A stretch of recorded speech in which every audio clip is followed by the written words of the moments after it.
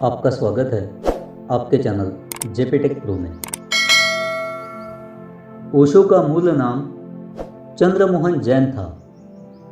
वे अपने पिता की 11 संतानों में सबसे बड़े थे। उनका जन्म मध्य प्रदेश में रायसेन जिले के अंतर्गत आने वाले कुछवाड़ा ग्राम में हुआ था। उनके पिता श्री बाबूलाल और माता सरस्वती जैन ने उन्हें अपने ननिहाल में 7 वर्ष की उम्र तक रखा था। ओशो के स्वयं के अनुसार उनके विकास में इसका प्रमुख योगदान रहा, क्योंकि उनकी नानी ने उन्हें संपूर्ण स्वतंत्रता, उन्मुक्तता तथा रूढ़िवादी शिक्षाओं से दूर रखा था। जब वे 7 वर्ष के थे, उनके नाना का निधन हो गया और वे गाडरवारा अपने माता पिता के साथ रहने चले गए। रजनीश बचपन से ही गंभीर व सरल स्वभाव के थे। वे शासकीय आदर्श उच्चतर माध्यमिक विद्यालय में पढ़ा करते थे। विद्यार्थी काल में रजनीश बगावती सोच के व्यक्ति हुआ करते थे, जिसे परंपरागत तरीके नहीं भाते। किशोरावस्था तक आते आते रजनीश नास्तिक बन चुके थे। उन्हें ईश्वर और आस्तिकता में जरा भी विश्वास नहीं था। अपने विद्यार्थी काल में उन्होंने एक कुशल वक्ता और तर्कवादी के रूप में अपनी पहचान बना ली थी। किशोरावस्था में वे आजाद हिंद फौज और राष्ट्रीय स्वयंसेवक संघ में भी क्षणिक काल के लिए शामिल हुए थे। वर्ष 1957 में दर्शन शास्त्र के प्राध्यापक के तौर पर रजनीश रायपुर विश्वविद्यालय से जुड़े, लेकिन उनके गैर परंपरागत धारणाओं और जीवन यापन करने के तरीकों को छात्रों के नैतिक आचरण के लिए घातक समझते हुए विश्वविद्यालय के कुलपति ने उनका स्थानांतरण कर दिया। अगले ही वर्ष वे दर्शन शास्त्र के प्राध्यापक के रूप में जबलपुर विश्वविद्यालय में शामिल हुए। इस दौरान भारत के कोने कोने में जाकर उन्होंने गांधीवाद और समाजवाद पर भाषण दिए।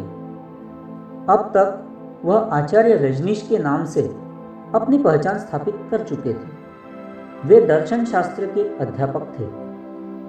उनके द्वारा समाजवाद, महात्मा गांधी की विचारधारा तथा संस्थागत धर्म पर की गई आलोचनाओं ने उन्हें विवादास्पद बना दिया। वे मानव कामुकता के प्रति स्वतंत्र दृष्टिकोण के भी हिमायती थे, जिसकी वजह से उन्हें कई भारतीय और फिर विदेशी पत्रिकाओं में गलत तरीके से संबोधित किया गया। 1970 में ओशो कुछ समय के लिए मुंबई में रुके और उन्होंने अपने शिष्यों को नव संन्यास में दीक्षित किया और आध्यात्मिक मार्गदर्शक की तरह कार्य प्रारंभ किया। उनके विचारों के अनुसार अपनी देशनाओं में वे संपूर्ण विश्व के रहस्यवादियों, दार्शनिकों और धार्मिक विचारधाराओं को नवीन अर्थ दिया करते थे। 1974 में उन्हें आने के बाद उन्होंने अपने आश्रम की स्थापना की, जिसके बाद विदेशियों की संख्या बढ़ने लगी, जिसे आज ओशो इंटरनेशनल मेडिटेशन रिसोर्ट के नाम से जाना जाता है। तत्कालीन जनता पार्टी सरकार के साथ मतभेद के बाद 1980 में ओशो अमेरिका चले गए और वहाँ एरेगॉन संयुक्त राज्य की वॉस्को काउंटी में रजनीशपुरम की स्थापना की। 1985 में इस आश्रम में सामूहिक फूड पॉइजनिंग की घटना के बाद उन्हें संयुक्त राज्य से निर्वासित कर दिया गया।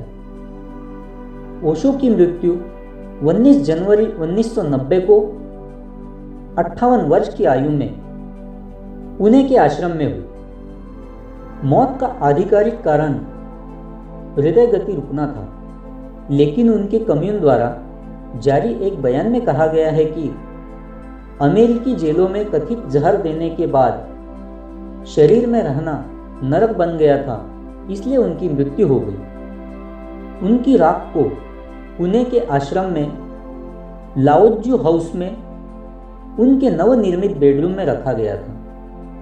ओशो की समाधि पर स्मृति लेख है, न जन्मे न मरे।